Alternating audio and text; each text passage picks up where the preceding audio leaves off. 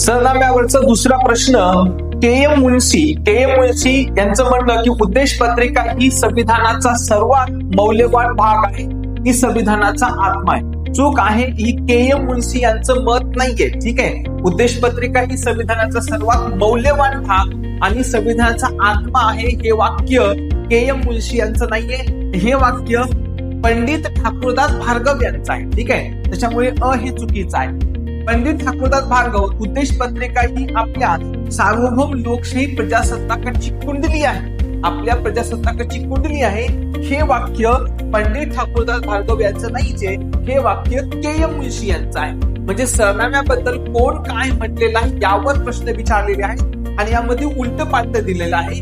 के M मुन्शी म्हणले होते की उद्देश पत्रिका ही आपल्या सार्वभौम लोकशाही प्रजासत्ताकाची कुंडली आहे आणि पंडित ठाकूरदास भार्गव म्हणले होते की उद्देश पत्रिका ही संविधानाचा सर्वात मौल्यवान भाग आहे, तो संविधानाचा आत्मा आहे. ठीक आहे, म्हणून हे दोन्ही वाक्य चुकीचेच आहे, दोन्ही वाक्य चुकीचे आहेत. तिसरं वाक्य अर्नेस्ट बर्गर यांचं. अर्नेस्ट बर्गर उद्देश पत्रिका ही संविधानाची मुख्य तत्व आहे असं अर्नेस्ट बार्कर म्हणले होते.